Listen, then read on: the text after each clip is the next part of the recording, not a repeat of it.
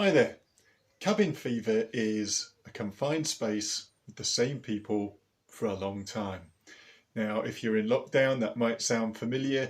The term cabin fever or the idea of cabin fever is certainly nothing new from the early sort of frontier and prairie settlers to Antarctic and polar explorers at the bottom of the world or at the top, depending on which one it is, to submarine crews submerged for months at a time on patrol.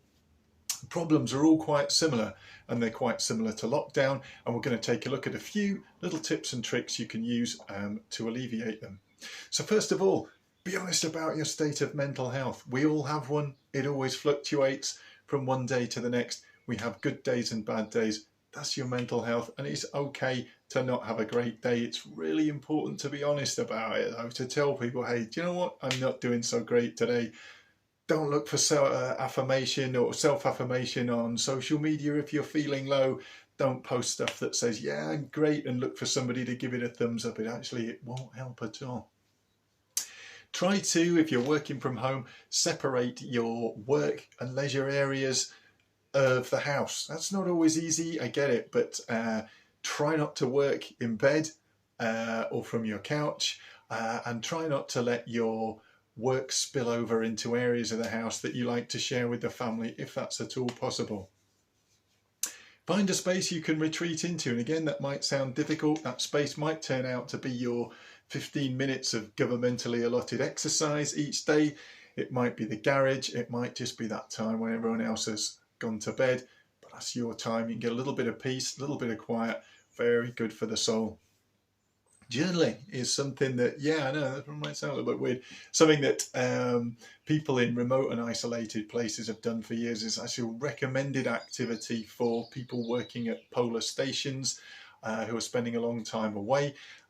It's a way of cataloguing your thoughts into a format that you can actually go back over and make some sense of, and say, yeah, you know what, I was feeling pretty flat that day, and I think I know why that was. It corresponds with this. It's also a way of externalizing things that it may not be possible to share with other people around you at that time.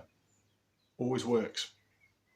If you want, you can even do it by the light of a sort of flickery candle or a lantern or something, if you want to feel like Captain Scott or Ernest Shackleton. Learn to be an active listener. Now, this is something, I'm not going to sort of delve into this big subject, check it up, but dealing with lockdown is being there for other people as well. It's not just about safeguarding our own mental health. So learn to listen to people with complete attention. They're struggling just the same as you. Stay active. Yeah, I know we've all heard about that one, and it still really makes perfect sense. So use your 15 minutes a day, or do your sort of workout in front of the TV with Joe Wicks or whoever works for you. That's priceless time, and it will really help with lockdown or cabin fever, depending on which way you want to look at it. Give yourself something to look forward to. Back in the day, and I'm old so I know this, you used to have to wait till next week to see the next episode of that TV show that you were really into. But give yourself something to look forward to instead of binge watching the whole lot one after the other. See if you can hold off until for a couple of days. Something to look forward to might be a nice meal that you're going to make with the family. It might be spending a little bit of time last thing in the day sitting outside looking at the moon and the stars. Okay, there's a lot more detail below, and I've put the links to it, and also some really good self-assessment mental health tools from Sam H and NHS. Use them, yeah, we'll be speaking again soon. Take it easy. Bye.